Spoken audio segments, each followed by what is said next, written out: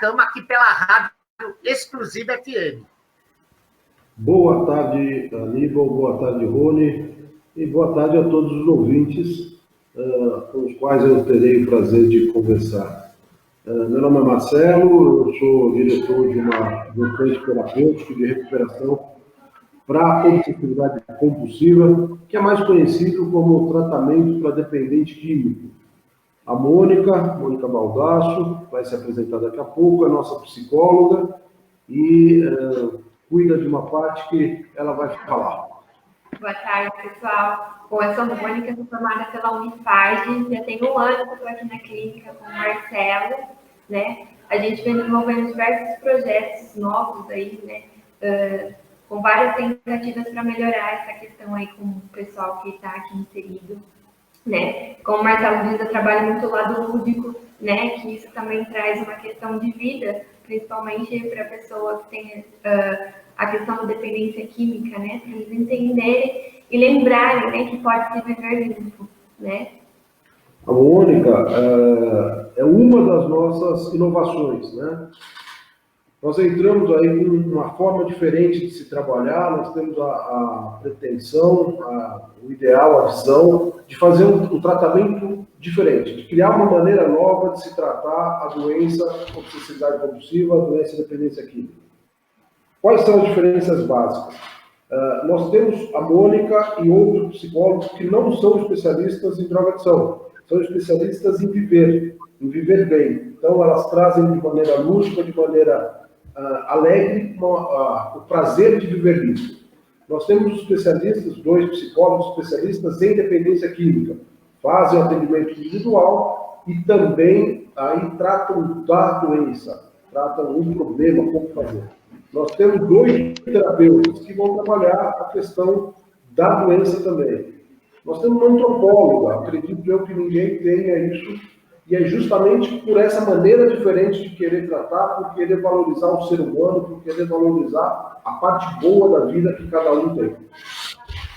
E, Marcelo, vou aproveitar até porque nós hoje estamos vivendo confinamento em família.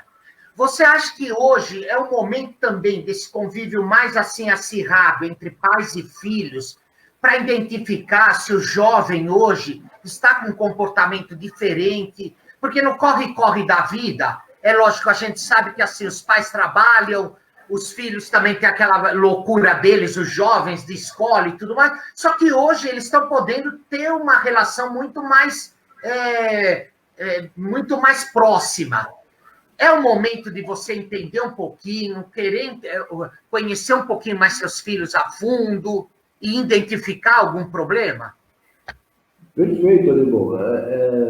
Essa situação do Covid, nos colocar no isolamento social, ele abre as portas para uma série de coisas, né? A gente vê até memes na internet tirando o sarro da situação, de que depois que veio o Covid me separei, depois que veio o Covid passei a obedecer mais a mulher, mas na realidade isso mostra a realidade brasileira.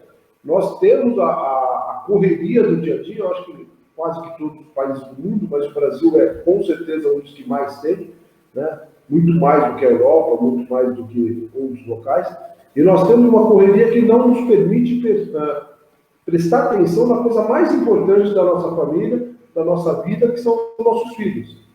E com essa situação de estar junto, você consegue identificar que o seu filho tem situações que você não entende por quê.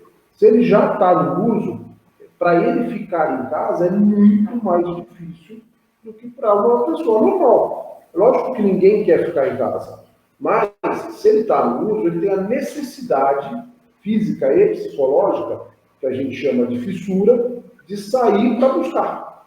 Então ele vai dar uma desculpa esfarrapada para conseguir sair, para poder buscar a droga dele de preferência. É uma das maneiras.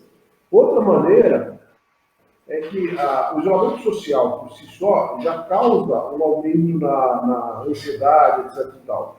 Mas o dependente químico ele tem uma ansiedade muito grande, né? Então, dá para você perceber que o seu filho varia de humor. Se ele fez o uso, se é uma substância que é estimulante, como cocaína, como heroína, como crack, ele vai ficar extremamente agitado, ele vai mudar o comportamento. Já se ele fizer o uso de um depressor, como o álcool, obviamente, como o próprio nome sugere, ele vai deprimir. E se for um perturbador como a maconha, então ora ele vai oscilar para cima, ora ele vai oscilar para baixo. São coisas que dá para uma oscilação constante, são coisas que dá para o pai perceber, para a mãe perceber, até mesmo para o marido, para a esposa perceberem que o parceiro está oscilando demais, o que não é normal. Dá para se ter um indício de que ele está fazendo alguma coisa de uso. E, Mônica, me diz uma coisa, assim, tudo bem, você sentiu uma diferença, mas é assim, você não consegue já apontar. Eu acho que os pais também têm que ter cuidado naquela coisa de levantar algo sobre um filho e tudo mais, até para também não ferir e não criar uma situação muito pior do que talvez eles estejam vivendo. Ainda o diálogo é o que vale, Mônica? Você ainda acha que o sentar com os filhos, conversar, antes de procurar, é lógico que necessita procurar um serviço que nem o de vocês e colegas de vocês, mas o primeiro passo é o diálogo. Sim, com certeza, né? Hoje a gente percebe que os pais têm muita dificuldade de conversar com os filhos e os filhos também buscarem os pais, né? Até por conta, às vezes, da correria do dia a dia, né? Então, hoje, com essa questão do isolamento social, da Covid, né? Tá deixando o pessoal mais próximo, né? Em alguns momentos aí, dentro da minha experiência, alguns aspectos estão sendo melhorados devido à conversa. É a base mesmo, é o necessário. E sim, né? Dependendo da gravidade da situação, dificuldade, buscar um profissional aí capacitado para estar orientando melhor a família, né? E também esse jovem, né? E lembrar também a questão do respeito, sinceridade entre a família, né? Porque às vezes os filhos tentam esconder as coisas dos pais para não decepcioná-los, né? E isso acaba gerando mais conflitos ainda, né? Por conta dessa angústia que ele fica segurando para si, né? Então é muito importante, sim, essa comunicação da família, entender a problemática, entender o que está se passando, né? Esse laço de confiança. É importante, desculpa, é importante ressaltar que você falou e que a Mônica também reforçou, o fato do menino ou da pessoa, do ente querido, dar uma demonstração disso não quer dizer que está fazendo uso, né? Então, é uma série de fatores onde ela começa a ter uma variação de humor, ela começa a ter uma dificuldade extrema de ficar em casa, depois começa a sumir alguns pertences, porque se ela não está trabalhando, ela precisa subtrair coisas para conseguir trocar em droga. E mesmo assim, se você tem um indício forte, conversa, tenta curar, conseguiu descobrir, a internação não é ainda o caminho é uma ajuda para um psicólogo, para um psiquiatra, ambulatorial, sem internação. E só se a pessoa não seguir esse caminho, só se ela não quiser se ajudar, só se a doença dela tiver tal ponto que ela perdeu o controle, que ela virou uma adicta, que a gente chama escravo das drogas, ou seja, ela está vivendo para usar e usando para viver, só nesse caso é a internação. A internação é o último recurso quando não aceita o tratamento ambulatorial. Tá, gente, eu sou do tempo, não sou assim tão do tempo antigo, mas eu sou do tempo que o acesso à droga era muito mais difícil do que nos dias atuais, tá? Mas eu entendo que a droga álcool, que está muito mais próxima. É muito comum os pais terem um vinho, terem uma cerveja, terem uma bebida quente, como a gente chama, né? Que é aquele do destilado e tudo mais. E o fato dele hoje estar confinado, esse jovem, ele pode migrar por ter a dependência, ou por estar ansioso, ou tudo que vocês falaram. Ele pode migrar para poder se manter ali no convívio, sem poder sair. Ele pode migrar da droga, da tóxica, vai para do álcool? Pode sim. A droga ilícita, né? Nós estamos falando da maconha, cocaína, ele pode migrar para a droga lícita, que é o álcool. justamente por esse acesso mais fácil, né, já que ele está sem condições de sair, e aí ele pega o recurso. Até eu gostaria de fazer dar um recado para o pessoal que está nos assistindo. Estatisticamente, as pessoas começam a fazer uso, os nossos filhos começam a fazer uso com 8 anos, em casa, 8 anos, em casa, com o pai, e é o alto. Estatisticamente, o maior índice é 8 anos, o pai, não a mãe, o pai, em casa, com álcool. Então, eu não tenho objeção do uso de álcool do maior de idade em medidas controladas.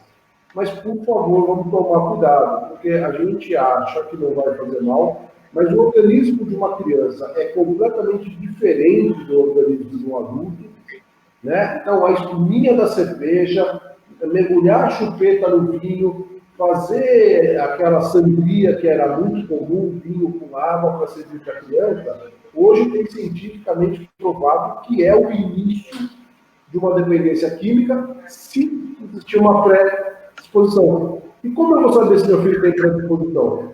Não posso saber. Então, a maneira que se tem é evite, é proibido, a gente deve seguir regras, até mesmo porque uma das coisas que leva à dependência química é falta de regra.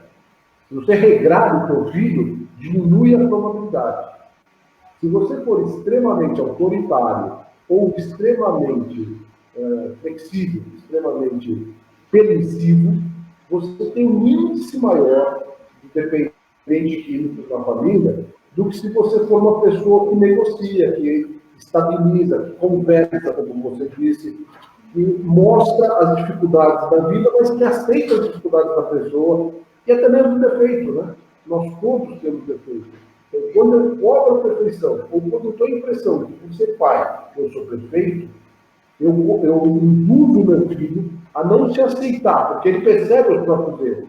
E aí, quando ele não se aceita e fala, meu pai é perfeito e eu não sou, ele recorre à fuga a uma das drogas químicas, seja ela lícita ou ilícita. Né? Quando eu falo droga química, é porque, pela Organização Mundial da Saúde, qualquer substância que promova uma alteração no meu organismo é droga.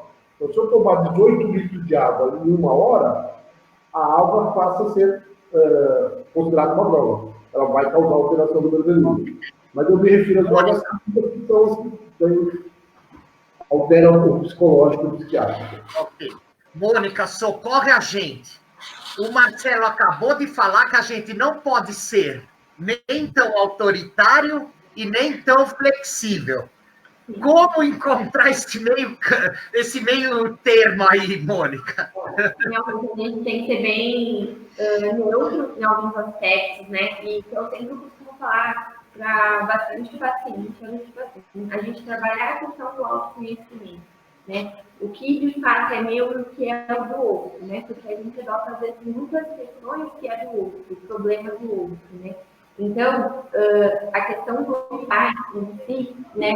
Lógico que eles ficam naquela dúvida, quando de fato eu vou ser autoritário e quando eu não vou, né? Quando eu tenho que pôr limite, né? Então, o limite, ele existe, né? Mas, de fato, como a gente falou anteriormente, essa questão dessa comunicação, né? Conhecer o seu filho, vai saber, de fato, a quanto limite você tem que pôr e quanto você vai ter que se manter neutro em algumas decisões aí na educação dele, né? É muito difícil mesmo, né? Não é, como eu falo, não há uma receitinha de bolo, né? A gente não vai conseguir, é só a experiência mesmo para mostrar qual caminho a gente deve tomar, né? Mas trabalhar muito essa questão do seu próprio autoconhecimento, conhecer o seu filho, conhecer o seu ambiente em que você vive ali, né?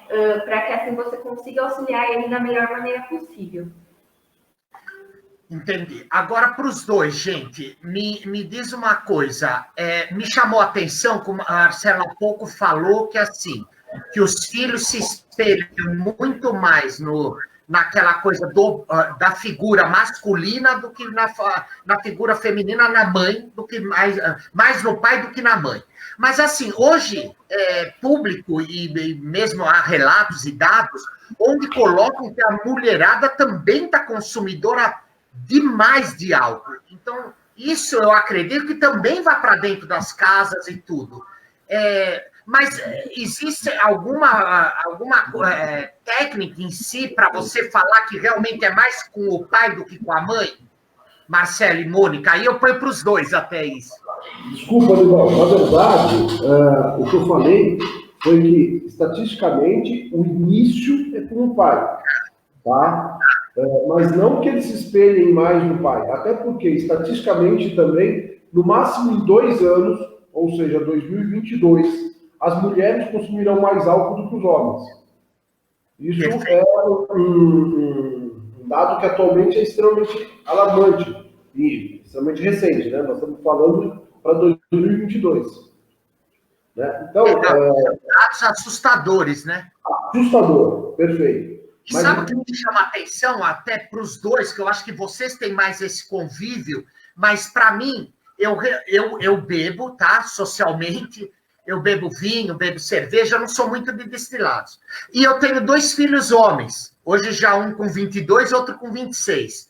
Mas, engraçado, em casa, eu nunca tive o hábito, eles foram começar a beber após os 18 anos. E, gente, não estou pagando aqui de bom moço, porque volto a te dizer, bebo, gosto, e sempre mostrei para eles que eles não podiam ainda experimentar, porque eles não tinham idade para isso.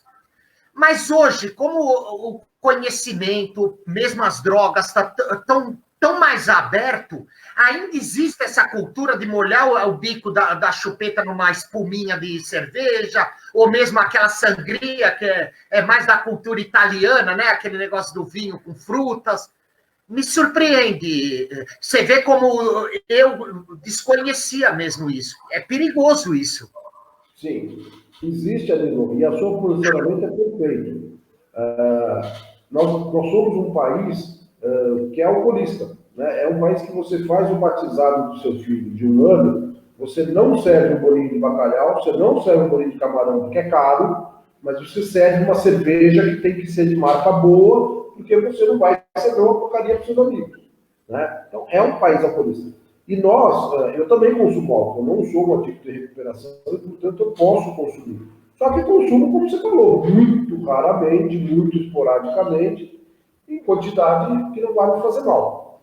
Quando meus filhos eram pequenos, hoje você falou que eu tenho 22, o meu caçula tem 25, um de 25, um de 28, um de 30, o menino é o caçula, as outras 2 são meninas, mas quando eles eram pequenos, a gente ia passear, fazia uma festa e não tinha nada de bebida. E depois estava na praia e tomava uma bebida. Nós, os pais. Os adultos.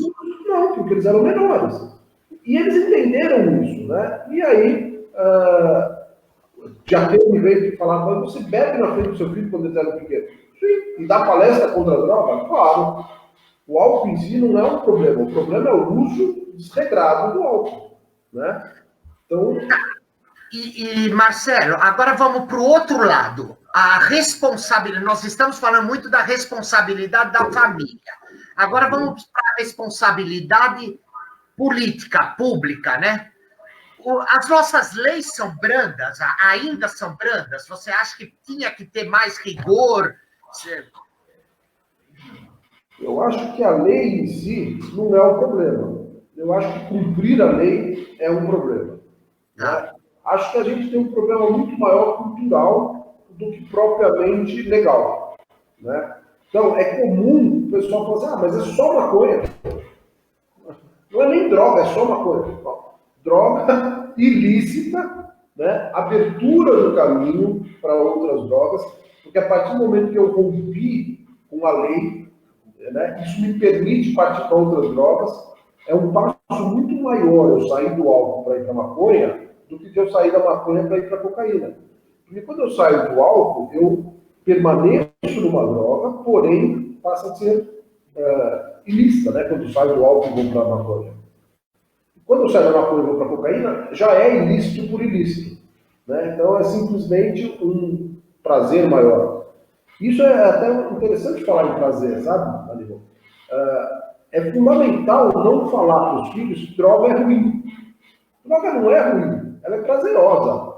Só que é uma consequência tremendamente ruim, né? Eu vi um palestrante falando que droga equivale a ser um agiota. Quando você está sem dinheiro, e nós que estamos aí falando com empresários, é fácil de entender. Quando você está sem dinheiro, o agiota é o teu salvador. Você tem uma conta, e você vai ficar sem mercadoria, e você consegue um agiota, ou você paga um funcionário com o dinheiro da agiota. É o alívio momentâneo. É um alívio momentâneo. Prazer momentâneo, perfeita definição. O que ele vai te cobrar por isso é muito mais do que valia.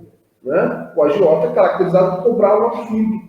Então, o álcool ou outra droga é isso. Ele te dá um prazer momentâneo, prazer sim, porém ele te cobra muito alto, inclusive com a vida.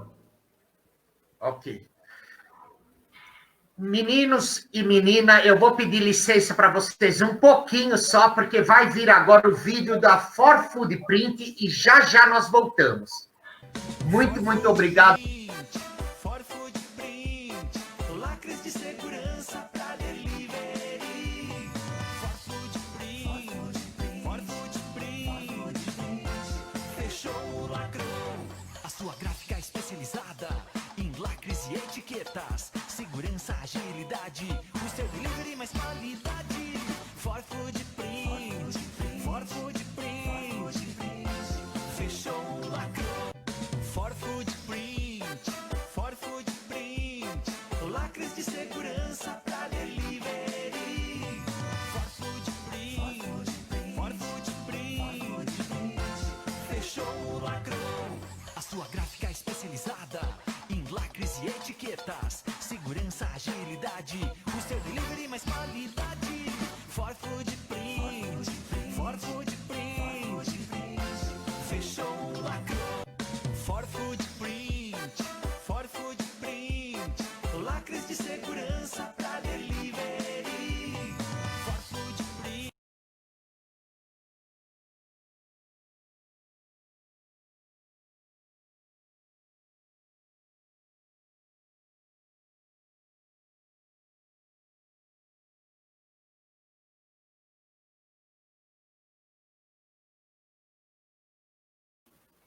Voltamos, tem um CNPJ em minha cama. Rony, eu tô sem o teu retorno, meu amigo. Eu preciso que você me dê um retorno bacana aí, ou o Thiago da base aí da rádio. Mas o importante é que voltamos, estamos aqui com o Marcelo e com a Mônica, falando um pouquinho hoje sobre dependência, como lidar com seus filhos dentro de casa, agora que estamos todos tendo uma vida muito mais social, da porta para dentro de casa e tudo mais. Gente, voltando para o lado aí da família, das drogas e, por consequência, o governo do outro lado, com as leis e tudo. E a gente estava comentando, e você falou uma coisa que me chama a atenção, né? Como hoje a maconha já é considerado algo do maço de cigarro no bolso, né? Porque às vezes a gente está na praia... Tá me ouvindo, hein, Thiago? As pessoas... Agora voltou para mim já, Rony. O teu som já voltou para mim. E as pessoas hoje na praia e tudo, elas já acendem um baseado com uma naturalidade que não importa se o guarda-sol do lado tem crianças, não tem... Como... E o que você me chamou a atenção, os dois, é falando que, assim, tem que sentar e conversar com o filho. Ó, tá vendo isso? É comum, mas não é tão saudável, não é bacana. Isso. Sabe uma coisa que o brasileiro não tem muita cultura sobre droga, né? Então nós temos uma tendência, até porque na década de 60, teve muita gente que usou e continuou vivendo normalmente, usou maconha e continuou vivendo normalmente, se formou, etc e tal. Mas nessa década de 60 e 70, levaram a maconha para dentro do laboratório e fizeram a maconha hidropônica e mudaram biologicamente, né, geneticamente a maconha, e tem hoje uma maconha, tinha assim, há 20 anos atrás, uma maconha 7 vezes mais forte que a priori eles chamaram de skunk, mas que depois, como o custo da produção é igual, passou a substituir a maconha normal. E vieram, continuam no estudo. Até porque um dado alarmante também é que a indústria da droga mexe com 1,5 trilhão de dólares por ano. Então, é natural que exista investimento nisso. Né? E com a maconha atual, chegam a falar que tem 70 vezes mais THC, que é tetrahidrocannabinol, que é justamente o princípio ativo da maconha, 70 vezes mais cannabinol do que a maconha dos anos 70. Então, o cara fala assim, mas eu usei maconha quando eu quis, eu parei. Sim, você usou um cigarro de maconha, tinha 70 vezes menos do que um cigarro de hoje. Né? Então, é como se ele tivesse usado 70 cigarros enquanto fumava um. É lógico que o efeito vai ser maior. Hoje, a maconha que é vendida, ela tem alguns elementos químicos justamente para impregnar mais, justamente para viciar mais, justamente para causar a dependência maior, porque é um comércio altamente lucrativo. Tá, e me diz uma coisa, gente, agora com essa entrada da maconha medicinal, você acha que vai facilitar? Você acha que, ao contrário, o governo vai ter muito mais amplitude para poder dar informação correta de como usá-la e para que usar, e não ser simplesmente para o jovem usufruir aí? Então, Aníbal, precisamos ver qual é o interesse do governo. Né? Quando a gente fala em maconha medicinal, nós estamos falando de isolar o THC. Não estamos falando de usar fumando. Né? Quando você pega, vou dar um exemplo que eu sempre falei isso em palestra, e é uma piadinha. Quando você pega a cana de açúcar, fermenta ela e transforma em pinga, a pinga não tem pé de pinga. Então ela deixa de ser natural. A maconha, o cigarro é fermentado. Quando você fuma, o fato de você queimar aumenta em quase 700 substâncias químicas dentro do cigarro de maconha. Né?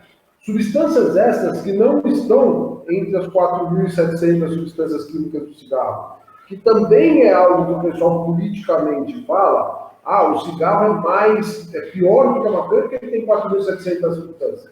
Não, o cigarro tem substâncias essas que na maconha não tem. Né? E a maconha tem substâncias essas, entre elas o THC, que o cigarro não tem. Então, são coisas completamente separadas. É como eu falar sobre o uso do cigarro em relação à maconha, é como eu falar uma batida de um fusca e a batida de uma carreta. Os dois têm roda, sim, mas não é a mesma coisa. Né? Então, retornando para a tua pergunta, se o governo vai usar essa abertura, que é uma droga isolada, colocada em comprimido, que realmente nós somos a favor, para evitar doenças seríssimas, terminal de câncer, etc. Tal, Alzheimer, ok, somos a favor. Isso não tem absolutamente nada a ver com liberar o uso recreativo de uma substância psicoativa que causa dependência, sim, que aumenta 95% a possibilidade de esquizofrenia. Então, nós não estamos falando de uma droga boba, nós não estamos falando de tomar água com açúcar. Nós estamos falando de um negócio que leva à esquizofrenia. Nós não podemos ser a favor.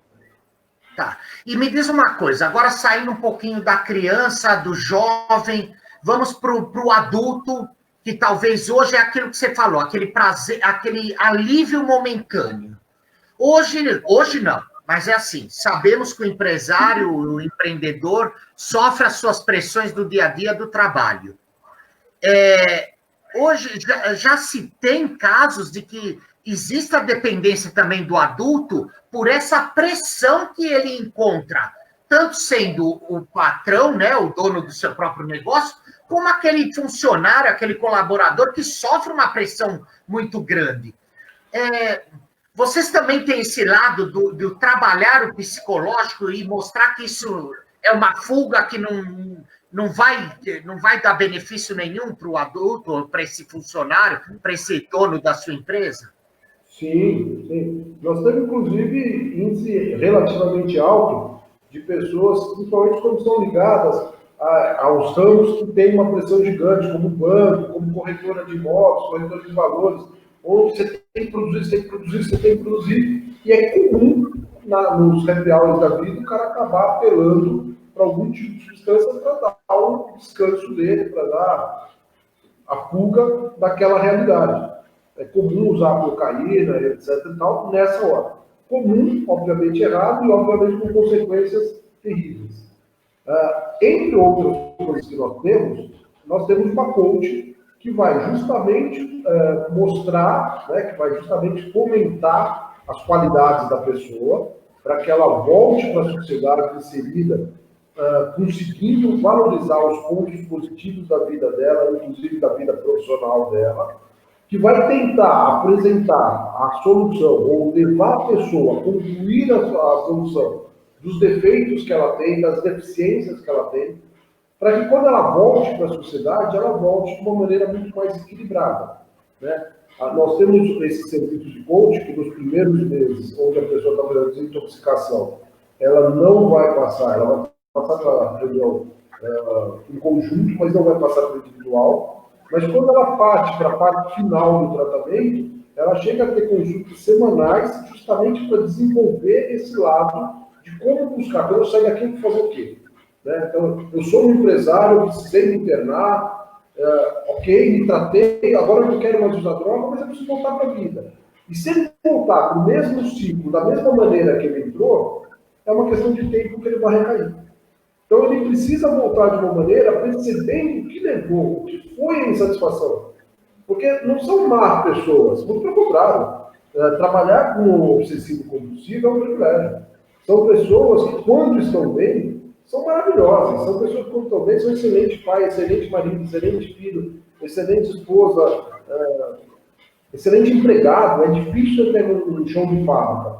Geralmente o cara vai para ser encarregado, ele vai ser líder, ele vai ser diretor, gerente, porque o que ele quer muito. Então, quando ele quer trabalhar, ele trabalha muito bem, muito melhor do que uma pessoa normal. Mas quando ele quer usar, ele não sabe usar uma cervejinha, como nós estamos falando. Ele bebe até sair de giro ou usa uma substância mais forte. Então, sim, nós temos como agir. Fazemos isso. E me diz uma coisa, gente, até Mônica, não é uma posição machista, hein? Estou aqui me defendendo, antes de eu falar. Mas é assim, hoje a mulher também está trabalhando, está no mercado de trabalho. Quando vocês pegam um paciente, chega na clínica, na Nova Aliança, a recuperação do homem ou da mulher tem diferença como organismo, como físico, assim, dizendo homem e mulher, ou não? Ou ainda tem muito do interior da pessoa de querer muito aquilo, estar disposta a abandonar o vício? A pergunta foi mais para a Mônica, mas eu vou responder. Por favor, Marcelo. Na verdade, os dois casos. Realmente a mulher é diferente o tratamento, sem dúvida. Já tem diferença. E não é uma questão de ser machista, né? É uma questão de organismo é diferente do organismo. Né? Mesmo em relação de homem para homem, já existe essa diferença, né? De homem para mulher a diferença é muito maior, um reage de uma maneira, outro reage de outra. No entanto, o homem tende a ter as próprias dúvidas para ele. E a mulher tem uma tendência a dialogar mais, a colocar de uma maneira mais genérica, mais imbuída. Mas na clínica, Nova Aliança, no Centro Terapêutico Nova Aliança, nós só trabalhamos com o masculino. Por isso que eu entendo. Ok. Agora a Mônica vai explicar do lado psicológico isso. Sim, realmente, né? Quando a gente fala da mulher em si, do uso abusivo de drogas, aí, o álcool que seja, né? Ele corresponde de maneira diferente no organismo que o Marcelo estava falando, né? E fora que a mulher tem outros tipos de questões hormonais, tudo isso vem também, né? também vem nesse quesito da questão hormonal, de como de fato está esse tratamento, né? Então, se a gente for pensar, a mulher tendo uso, né, ela já tem essa questão de desvio aí hormonais, às vezes acaba até interferindo no comportamento da mulher, né? Que nem se a gente for falar no ponto aí, uma TPM, por exemplo, né? Ela também já muda completamente o comportamento. Às vezes fica mais sentimental, às vezes mais agressiva, né? E isso vai de mulher para mulher, né? Então, como o Marcelo estava falando, né? Aqui a gente trabalha só com o público masculino, né? Então, também não tem muita prioridade, assim, para falar, de fato, como seria esse tratamento na questão de uma clínica feminina no caso. Tá. Até a mulher pode ficar do trabalho, né, amigo? É isso aí. Mas, assim, outra coisa que chama atenção... estão me pedindo aqui para falar já, aproveitar um pouquinho rapidinho, vamos falar da Caleb Empresarial. Acabou aquela fase do imposto de renda, mas você que deixou passar o dia 30 de abril, ainda está valendo, porque o governo prorrogou essa data do imposto de renda e a Caleb Empresarial continua à sua disposição. Aliás, com toda essa pandemia, a Caleb está dando uma baita de uma infraestrutura a você, empresária, que queira tirar algumas dúvidas em relação à parte contábil, à parte financeira, Caleb Empresarial. Inclusive, elas estão fazendo um monte de lives. Entra lá, segue a Caleb Empresarial no Insta, no Face, que elas têm conteúdo bastante válido para essa época aí de confinamento e que pode ajudar você, empresário, empresária, a passar por tudo isso. Nós estamos voltando agora rapidinho, então, aqui, com a Mônica, com o Marcelo, e me explica um pouquinho, como que foi, então, esse começo do Centro Terapêutico Nova Criança? Vocês são de Amparo, não é isso, Marcelo? Sim. O Centro Terapêutico é na cidade de Amparo, que é uma cidade próxima a Campinas, aí cerca de 50 quilômetros. É uma cidade considerada uma das 4 melhores do estado para se viver e que nos dá força de tratamento. E é uma cidade que tem um clima agradável, circuito das águas, sim, é uma cidade que nos acorda. Eu sou, na verdade, paulistano, por isso coloquei sobre a cidade de Amparo, onde eu escolhi morar desde 2005. Desde 95, perdão. O Centro Terapêutico movimentou há um ano e meio, mas eu trabalho na área há 17 anos. Certo. Fugi de montar o centro justamente porque trabalho-se muito. Eu trabalho todos os dias, segunda a segunda. E já tinha passado a minha fase de fazer isso. Mas a gente acredita que não seja por acaso, acredita que tratar vidas, salvar vidas, seja algo que vale a pena, e por isso montamos o centro. Montamos num local onde era uma pousada. Isso é um dos diferenciais, e a gente consegue, com isso, dar um prazer na vida da pessoa. Nós temos 2 metros de área construída, 6 metros de terreno, justamente para facilitar o tratamento. E como funciona assim, por exemplo, tem alguns que são internos completamente, tem outros que saem para trabalhar e só voltam à noite, ou se reúnem uma vez só por semana, por mês. Vocês têm grau de dependência, se é que pode se chamar assim? Como funciona o paciente de vocês quando chega, como é o dia a dia dele? Na verdade, nós temos graus de tratamento, não de dependência, né? Então, nós temos tratamento involuntário, quando o paciente perde o controle e a família opta em tratar. É uma lei de 2001 que permite qualquer familiar interne contra a vontade do paciente. Por quê? Porque se não internar, ele vai se matar, né? Então, isso é o tratamento involuntário previsto na Lei 10.216 de 2001. Nós temos um tratamento que é compulsório. Qual é o compulsório? Quando o juiz determina que aquele paciente vai ficar internado por muito tempo. Então, o juiz por N fatores, faz ou a descomputação da família, ou até uma troca, né? Então, em vez de condenar a cadeia, condena a um tratamento numa clínica, então é compulsório, ele não pode sair, e a gente manda relatório para o fórum informando como está aquele paciente. Isso é um compulsório. Tem um voluntário, que é o paciente que pede para os pais ajuda, pede para as pessoas ajuda, e ele vem porque ele quer. Também ele quer. E tem um auto-integrante, que ele mesmo assina o próprio contrato e ele pode sair quando quiser. E não pode sair quando quiser. É comum o paciente vir voluntário, chegar para mim e falar assim, se eu mudar de ideia, não me deixa sair. Porque ele sabe que na crise de abstinência, ele vai querer usar. E ele chegou ao ponto de ter coragem de pedir. Porque o outro não é que ele não queira, ele também quer. E bem voluntário que o pai assina, ele fica ligando com uma doença, ele sabe que ele precisa, ele só não tem coragem de ele falar, ó, eu preciso de ajuda, eu reconheço que eu não mantenho, que eu não consigo me manter vivo. E aí, quando ele vem aqui, com 2, 3 dias, ele chega e fala, cara, eu estava precisando, eu ia acabar morrendo. Alguns chegam aqui já no ponto de ter convulsão.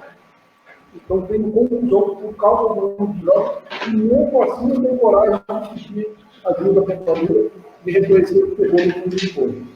Então, esse é o tratamento voluntário.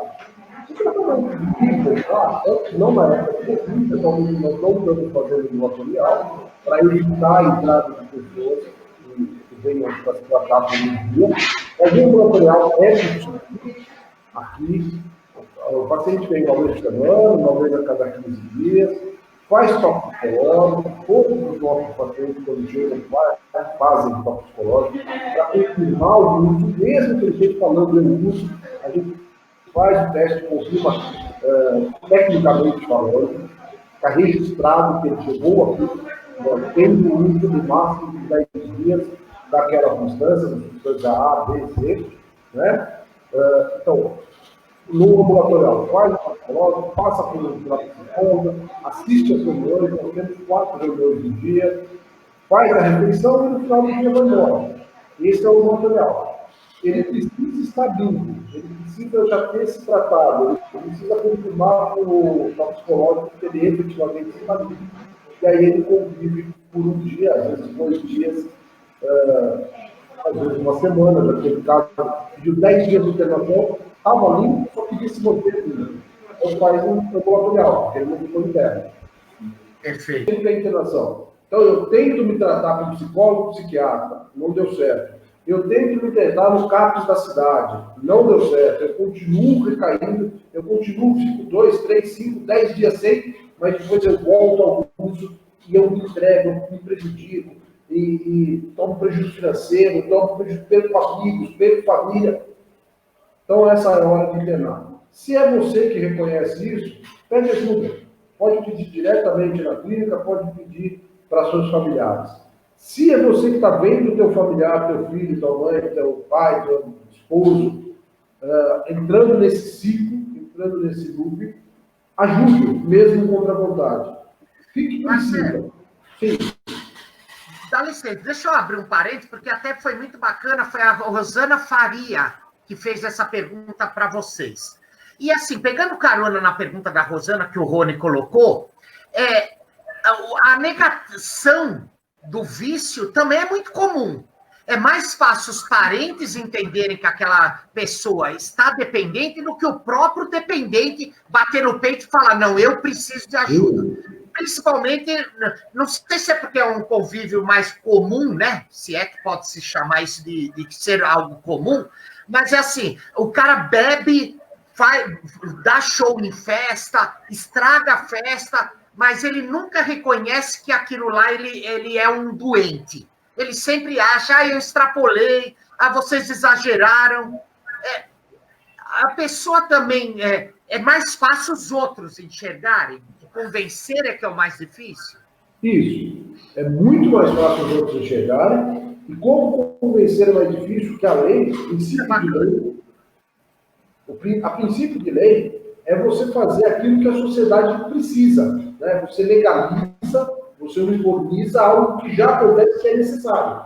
Isso é o princípio do direito, né? Então, quando você pega, por que existe o direito de não matar? Porque já é uma prática que a sociedade precisa fazer, você coloca uma lei para isso. Por que o direito de internar contra a vontade? Involuntário? Só com a autorização de algum parente consanguíneo? Porque a pessoa não reconhece. Vocês colocaram muito bem. A pessoa não reconhece. Ela acha realmente que ela vai parar, que aquela foi a última vez. Só que ela não consegue, porque ela está doente. Então, quando a pessoa não dá esse passo sozinho, a família precisa interceder e internar involuntariamente. O que é necessário essa família procurar? Nós temos aqui 5 psicólogos, 3 psiquiatras, antropólogo, fisioterapeuta, nutricionista. Não é pegar e colocar no depósito de gente onde um filho vai ser maltratado, vai comer salsicha todo dia, como os internos contam que acontece, para substituir a carne, coloca a berinjela, porque também tem fibra, né? Então, isso na alimentação, a psicóloga vai uma vez por mês, só para assinar, quando vai, quem dá o remédio é o próprio paciente que toma o próprio remédio, aí realmente não tem que internar. Aí, vai salvar alguém? Vai. Você deu a oportunidade do cara de não usar a droga quando não entra a droga. É uma situação. Agora, o cara que realmente precisa de um tratamento, você precisa levar num lugar estruturado, né? O que é essa estrutura? O que a lei prevê? Nós temos alvará, nós temos quinés, nós temos uma estrutura mesmo, nós somos fiscalizados por Correio, vigilância sanitária, etc. para poder efetivamente tratar a pessoa com doença. A clínica tem que ser um local de saúde, um estabelecimento de saúde. Não pode ser um local onde se brinque de deixar o cara confinado. Né? Não é isso. Né? Não serve simplesmente isolar. Se for para isolar, isola em casa. Né? Nós precisamos dar tratamento. Por isso a estrutura da equipe multidisciplinar. Tá. Vamos agora, então, para o pós-clínica. Ele ficou aí um tempo, hoje ele já tem condições de sair e tudo mais. É fundamental também a família se conscientizar que ela tem um doente dentro da família. Porque não é porque ele está curado que ele vai poder ter acesso aí. É respeitar também a dor do ente querido no quesito de, por exemplo, não adianta comemorar a volta dele e ter bebida, acesso na casa, ou a primeira festinha que ele vai, no primeiro churrasco, todo mundo lá bebendo e batendo nas costas dele. Puxa, como você é forte, né? Você abriu mão do álcool, puxa, porque ele pode ter uma recaída então é muito importante a família também segurar a onda, né, gente? Perfeito a sua colocação, Dudu. Acho que eu vou te chamar para trabalhar com a gente. Opa! Vou com o maior prazer dar uma palestra aí para vocês. Por essa turma, quando for sair daí, ter educação financeira. Podemos usar o seu bem aplicado. Com o maior prazer. Vamos começar assim. Mas é exatamente isso que você falou, é o fundamental. A gente precisa se conscientizar que é diferente. A pessoa tem uma doença que eu não tenho. Então, a sua colocação é perfeita. E só para lembrar, essa doença ela é incurável, né? Não sai curado, sai de alta de tratamento, mas não alta de internação, mas não alta de tratamento. O resto da vida vai ter que se tratar, né? A sua colocação é perfeita. A gente conhece caso real de que, para comemorar a saída da clínica, fizeram um churrasco regado à bebida. Quer dizer, é um absurdo, né? Toma só uma cervejinha. O adicto não toma só uma cervejinha, né? Ele está com a mãe e com o pai, ele toma a cervejinha como o pai e a mãe, o pai e a mãe vão dormir e ele vai usar cocaína. É fácil assim. Isso é a regra. Pode ser que não seja no dia, mas invariavelmente vai recair no comportamento, vai recair no álcool, vai recair na droga. Invariavelmente. A recaída é sempre pelo comportamento. Se você não der tempo, se você não fizer o que você falou, já sai comemorando com bebida, né?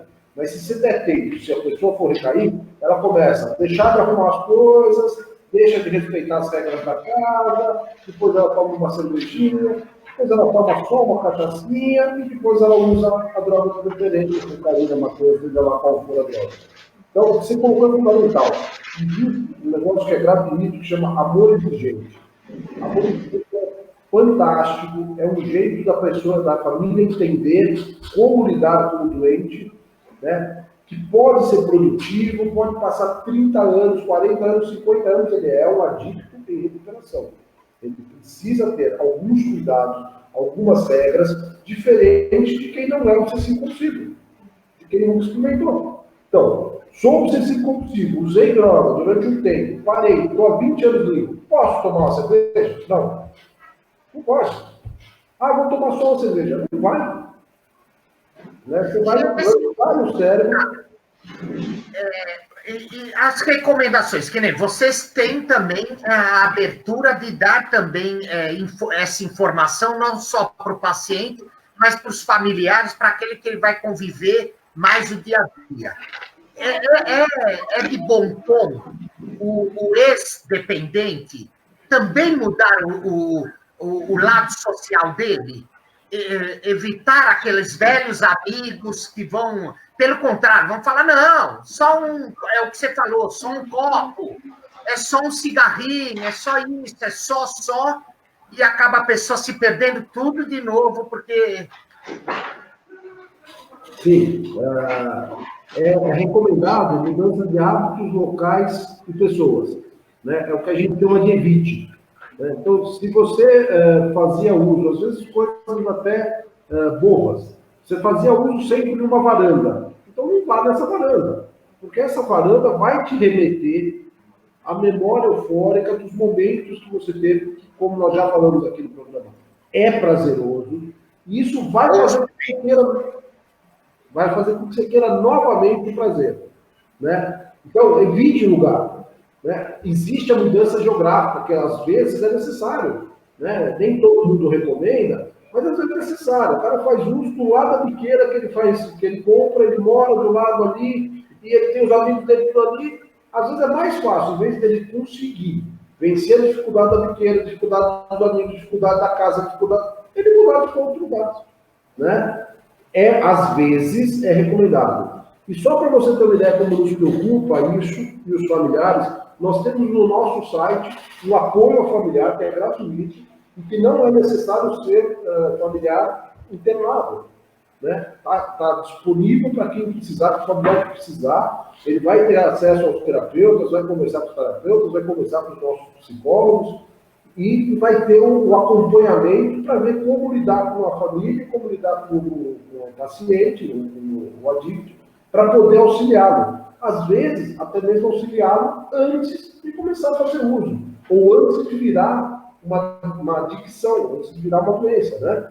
Então, já houve alguns casos que a mãe trouxe meninas de 14, 13 anos que a gente nem pode internar e nem quer, mas nós tivemos uma conversa mostrando quais são as consequências e, graças a Deus, conseguimos evitar que ele entre.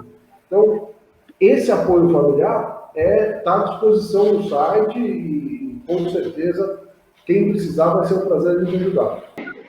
Essa fala do Aníbal, né? Mas dessa vez fui eu que entrei aqui. Voltamos ao vivo.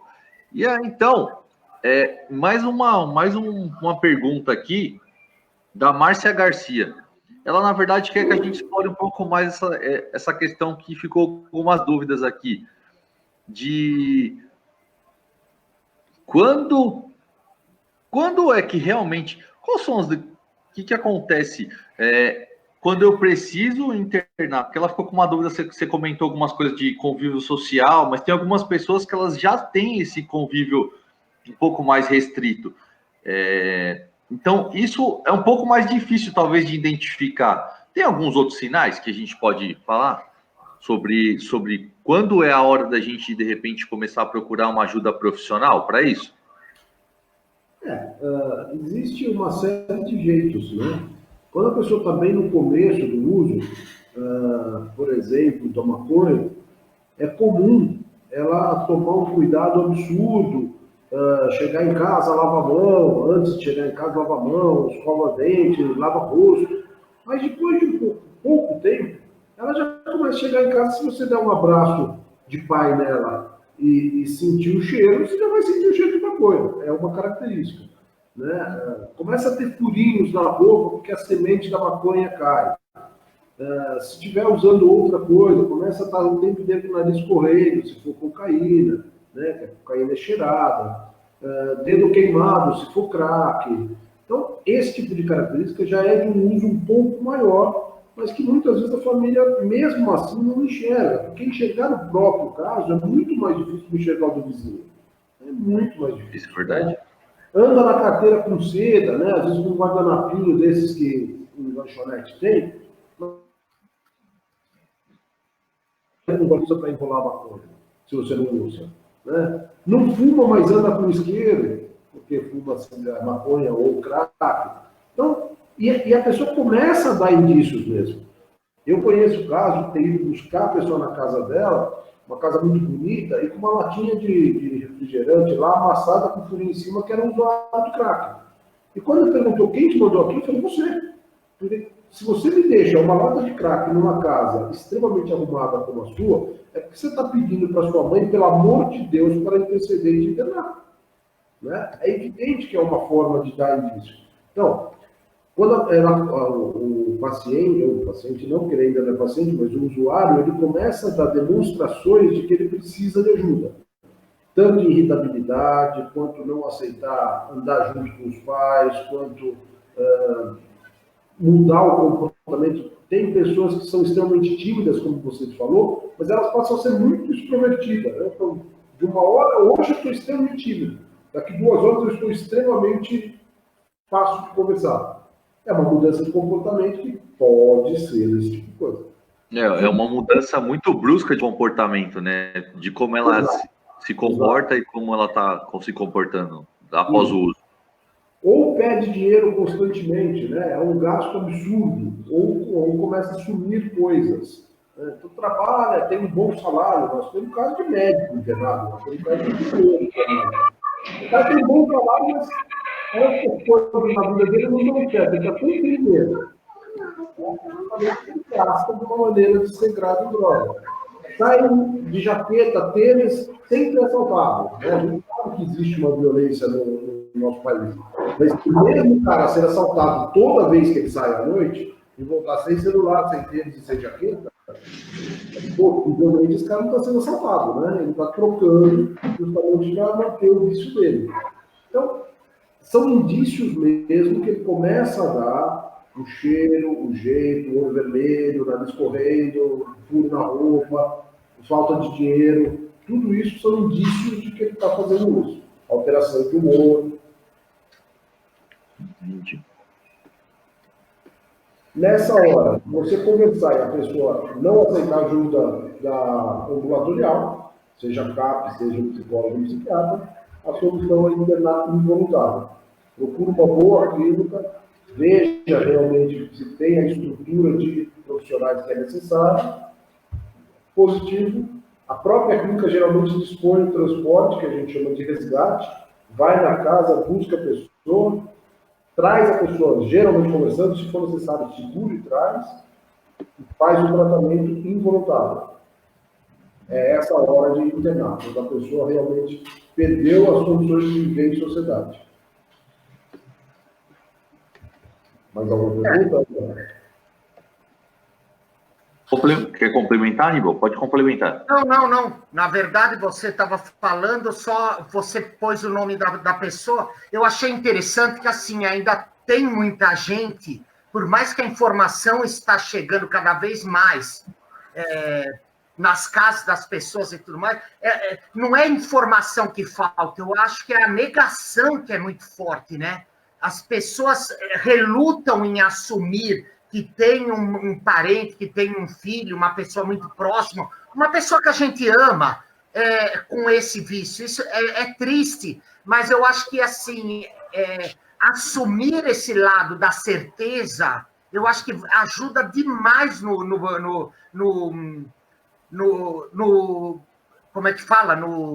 Tomar a decisão. No tratamento, me fugiu a palavra, no tratamento. Porque quando a pessoa também se sente apoiada, eu acho que fica mais fácil ela também se entregar e aproveitar o tratamento que vocês, que da Nova Aliança, fazem tão bem, né?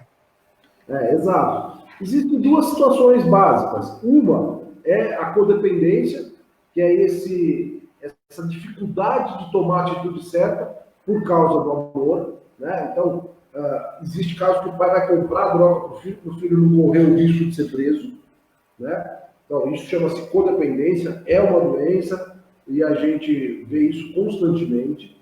Isso é uma das dificuldades interna e depois fica pensando, meu Deus, mas como ele está, etc. Mas ele tem todo o acesso para saber como está, mas fica desesperado. E a segunda questão, que é um pouco mais sério na nossa sociedade, é a vergonha, né?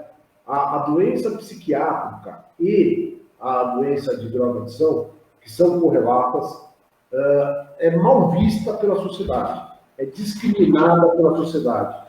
Esse é um dos trabalhos que a nossa antropóloga faz. É mostrar o porquê que a sociedade enxerga de uma maneira errada e discriminatória, como se ele fosse um vagabundo e não um doente. E aí, o lado contrário, em função disso, como o adicto acaba enxergando a sociedade e como ele age em sociedade, que tem que ser mudado para que o tratamento dele seja um sucesso posterior à saída dele, né? Repare que eu falei, o tratamento dele seja um sucesso posterior à saída, porque o tratamento é pro resto da vida.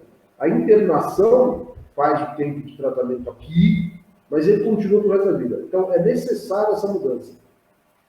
E quando nós vemos que a família, muitas vezes, infelizmente, esconde, né, seja um problema psiquiátrico ou seja um problema de droga-adição, ela esconde porque ela tem vergonha, porque ela acha, né, os pais acham que eles erraram na educação, por isso que o filho virou adicto. E não é isso. Ele nasceu obsessivo compulsivo. Ele experimentou droga e isso fez com que ele, por causa da pré-disposição que tinha, ele virou um adicto. Não é motivo de vergonha. Se o filho está com câncer, eu conto para os outros e trato. Se o filho está com, sei lá, diabetes, eu conto e trato. Se ele está adicto, eu escondo. Eu mando ele para a clínica e falo que foi viajar. Foi fazer um curso. Por quê? Ele está se tratando, está com uma doença, está se tratando, mas não vai produzir a sociedade novamente se nós nos prepararmos para isso. Nós, família, temos que nos preparar para receber o nosso ente querido de uma maneira a facultar para ele que ele volte a viver bem. O preconceito ainda também é muito forte, né, gente? Muito. Não adianta a gente tampar o sol com a peneira, é uma realidade. A mãe do amiguinho, quando souber que aquele menino foi fazer um tratamento, as pessoas parecem que fogem como se fosse transmissível, vai. É complicado. É complicado. Aníbal, tem mais uma pergunta aqui. Pois não. Ela mandou para não identificar ela, tá? Então eu não vou identificar ela ao vivo. E, na verdade, ela está falando o seguinte. O que seria uma situação de que nem você comentou aí, Marcelo, que o tratamento, na verdade, é para o resto da vida, mas ele fica internado durante um período e depois disso ele sai. Então, ela pergunta justamente, a pergunta dela vem dizer justamente isso. Depois do tratamento, quando ele sai da clínica, que tipo de outra coisa que ele pode ter um auxílio aí para conseguir se manter aí fora das drogas ou fora do alcoolismo, enfim? Nós recomendamos a sala de NA, a sala de AA ou qualquer uma dessas instituições que visam a ajuda para o dependente químico, né? NA, que é Narcóticos Anônimos, AA, que é Alcoólicos Anônimos.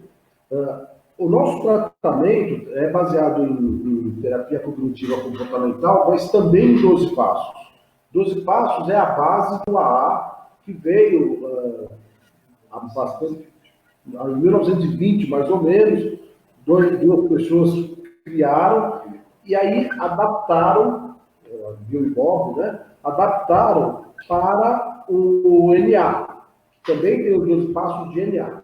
Então, a pessoa que é alcoolista pode ir no NA, mas pode ir no AA. O que usa outro tipo de droga também pode frequentar qualquer um dos dois, mas geralmente vai no NA.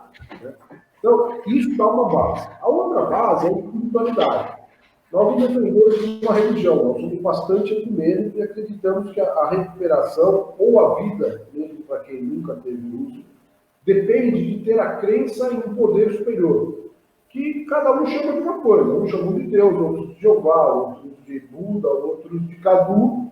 E, para mim, eu tenho a crença no poder superior, a espiritualidade é, para mim, fundamental. Nós temos, inclusive, uma das reuniões todos os dias, de segunda a segunda, que é de espiritualidade. Né? Nós temos relaxamento, nós temos uma série de coisas para cuidar do corpo e da alma. Né? Então, o fisioterapeuta vai cuidar do corpo. Vai ter hidroginástica, vai ter academia, nós temos crossfit. E o pessoal que vai cuidar da alma, ou da espiritualidade, ou da energia, pode ser o termo também, mas que é algo superior. Não sou eu. Né? Não é o meu corpo, é algo a mais. E também, em base, né, buscar a terapia, buscar um profissional que auxilie nesse momento. Porque o que acontece, né? Todo mundo tem uma vida aí, mesmo, às vezes a gente não tem a questão da adicção, né, em si, ou um problema com dependência química, a gente acaba tendo problemas, estresse no dia a dia, não sabe lidar, às vezes, como um problema, né? Então, a terapia vem muito nessa questão, né, de auxiliar a pessoa em si, orientar ela para que ela consiga se desenvolver cada vez melhor e com as convicções. Ou seja, que ela entenda que ela buscando esse auxílio do tratamento em si, o pós-tratamento, continuando o acompanhamento, possa ser um indício que tenha mais sucesso, né? Mas agora ele não buscando sair da clínica, tentar continuar a vida aí do jeito que ela acha que é melhor, então assim, a chance de ter uma recaída é muito grande. Então, assim, sempre buscar os profissionais, instituição, né? Meu Marcelo falou aí, cada um de acordo com a sua questão de espiritualidade, que cada um acredita, né? É buscar coisas que de fato a pessoa gosta de fazer, buscar auxílio, ajuda, né? Porque a gente trabalha muito nessa questão da aceitação, né? E a questão de aceitar também que eu preciso pedir ajuda. Né? Então, entramos dois contextos, né? Enquanto eu vou internar e pós-internação, né? Para quem que eu vou pedir ajuda, né? Então, às vezes a gente tem um profissional ali que esteja dando esse respaldo, né? A pessoa passa a ter mais autoconfiança, mais confiança. A gente vai trabalhando em diversas questões dentro da terapia para que ela não chegue ao ponto da recaída em si, né? Mas, como depende tudo da questão do comportamento dela também, né? Do ambiente que ela vive, é possível, sim, que tenha, né? Vai do esforço dela, esforço da família, ambiente que ela vive. Tudo influencia. Lembrando que existe um número cada vez maior de comorbidades. Então, em função do uso de droga, desenvolve um problema psiquiátrico que tem que ser tratado quando acaba a internação, lá fora, por um psiquiatra que vai manter remédio. Né? Também, então, por isso, é necessário um acompanhamento psiquiátrico.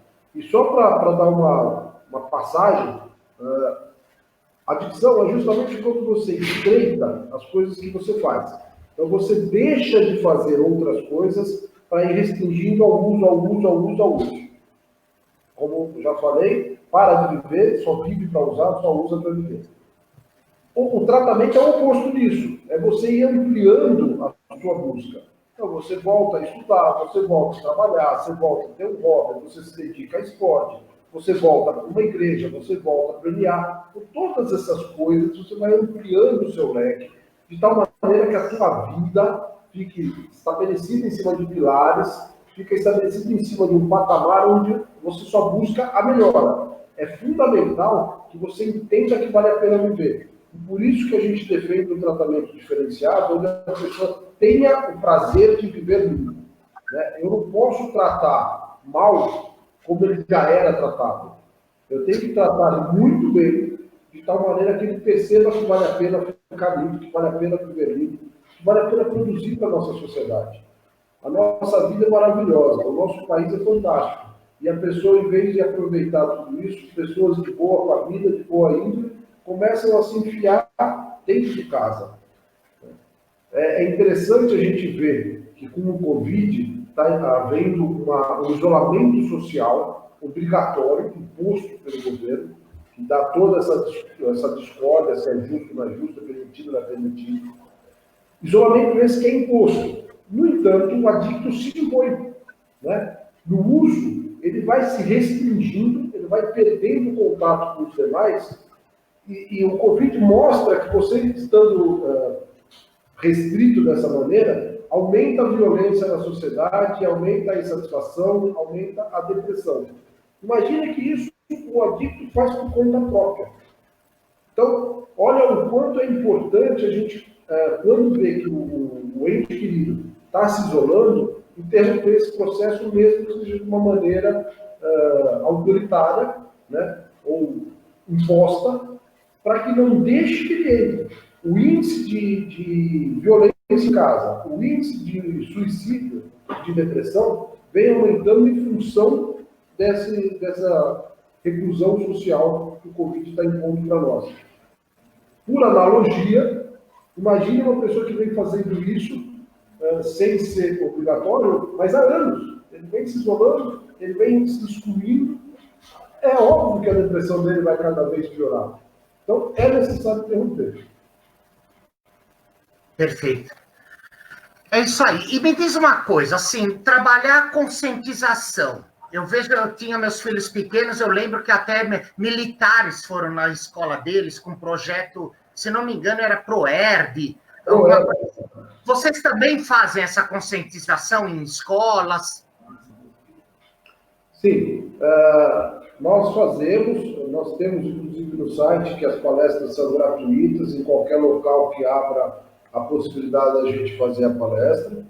Eu faço isso já há 17 anos, 16 anos, tem mais de 600 palestras, todas gratuitas, partes delas eu dei pela Guarda Municipal, outras como particular mesmo, todas gratuitas. Só que diferente do ProERD, em vez de pegar a quarta série, a gente pega sempre da quinta série para frente, por uma questão de que é o que é indicado pelo DENAC, que é quem nos passou a orientação.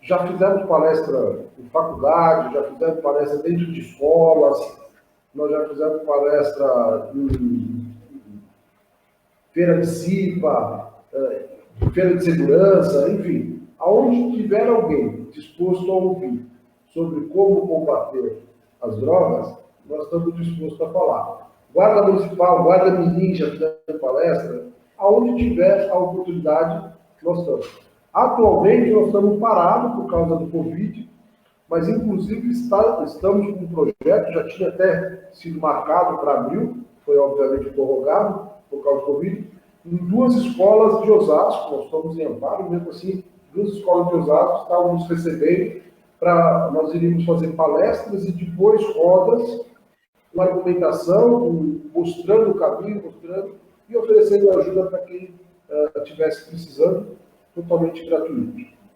Nesse momento, então, que todo mundo tá sem dinheiro, né? Então, vamos lá. Bom, continuando então, gente, a gente falou um pouquinho aí do trabalho de vocês. Convido vocês também agora a também divulgarem um pouquinho quem está com essa dor dentro de casa, como achar vocês, como encontrar a Clínica Nova Aliança.